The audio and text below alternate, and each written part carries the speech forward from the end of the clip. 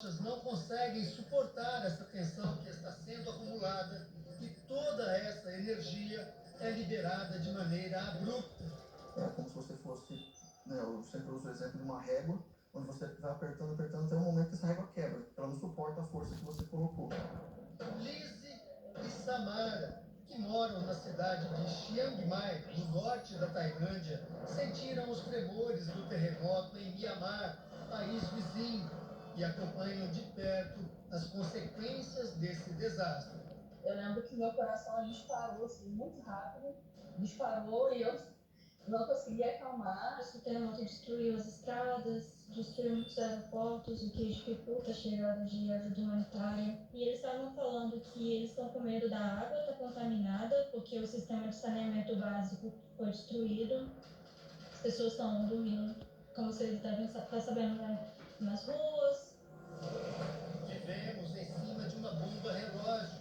Uma não, várias.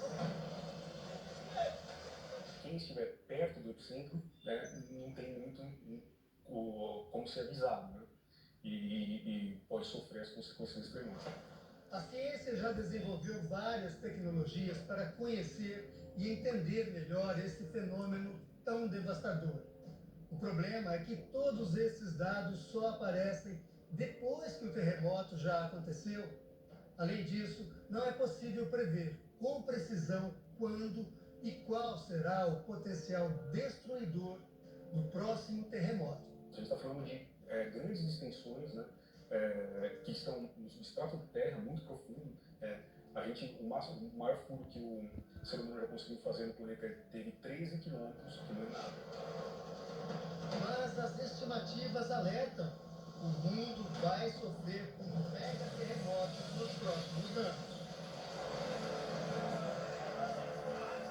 A cada 100 anos acontece um grande terremoto. E nesse momento, né, pode ser que aconteça um outro no Japão.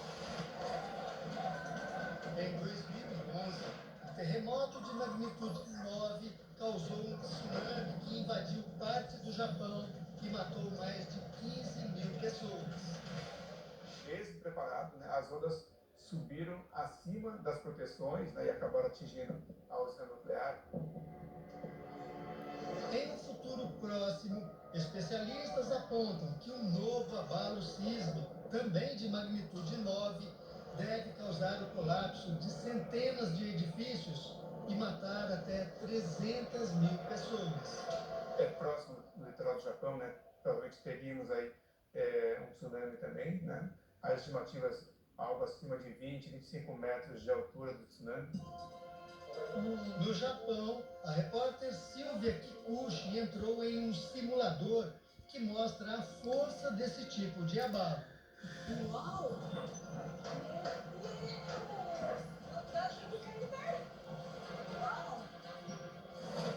Mas o Japão não é o único país que tem medo de um grande tremor.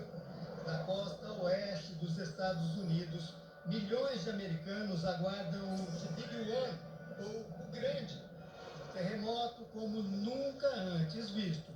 É uma região bastante populosa, ela com certeza vai sofrer os impactos. Quando a terra treme, a vibração do solo é captada por um equipamento chamado sismômetro. Eles estão espalhados em vários pontos ao redor do mundo. Se a gente acompanhar essa estação aqui que está lá na Ásia, a gente tem a movimentação do chão nesses minutos que precedem o evento, que a gente chama de ruído ambiente da Terra, e no momento que acontece o terremoto, né, que essa onda chega nessa estação, nesse sensor, a gente consegue ver que as amplitudes aumentam bastante e vibram por alguns segundos.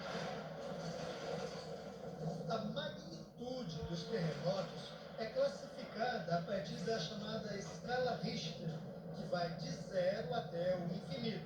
Por exemplo, o maior terremoto já registrado aconteceu no Chile, em 1960, e foi de 9,5 na escala Richter.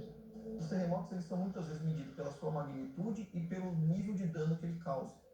A escala Richter é uma das escalas que foram definidas para poder medir os terremotos.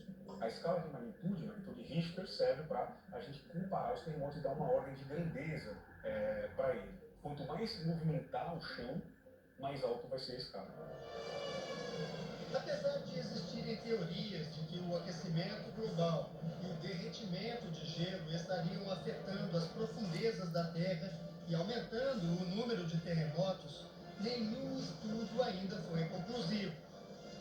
Mas isso não significa que o homem também não seja, em parte, responsável por uma possível agitação maior do planeta.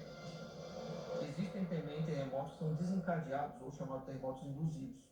São terremotos que são causados por conta da atividade humana. Existe uma chance, quando você coloca, por exemplo, uma hidrelétrica no local, de que aquela massa de água que é colocada, ela está mexendo com as condições do esforço local. Mineração também pode gerar sismos induzidos, atividade de mineração. Às vezes a gente tem uma montanha de ferro que está ali e aí depois a gente não tem mais a montanha porque agora virou uma cratera, né, uma cava de escavação. E essa diferença de peso pode gerar sismos induzidos.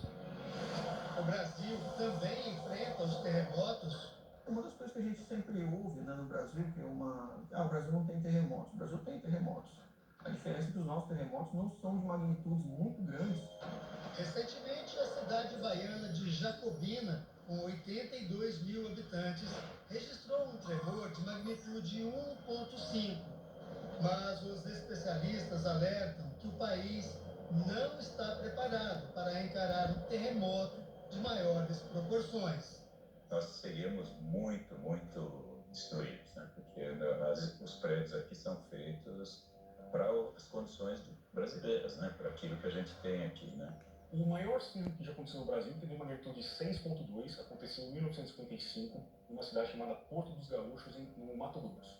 Na época, não haviam construções, né? Se acontecesse de novo, hoje, 2025, no mesmo lugar, essa história seria completamente diferente. A tecnologia avançou, os sensores se multiplicaram, mas a Terra não se acalmou. Pelo contrário, a tensão é constante e o desequilíbrio também. Tem impacto local, mas dependendo da gravidade, da intensidade, isso pode ter repercussões não apenas local, mas para outras economias que dependem, né, desse relacionamento com o país onde aconteceu o terremoto. O próximo terremoto, com consequências devastadoras para a humanidade, pode acontecer a qualquer momento. O terremoto é um fenômeno natural do nosso planeta. O planeta está em movimento, então a maneira de liberar essa energia é como terremotos, vulcões, né?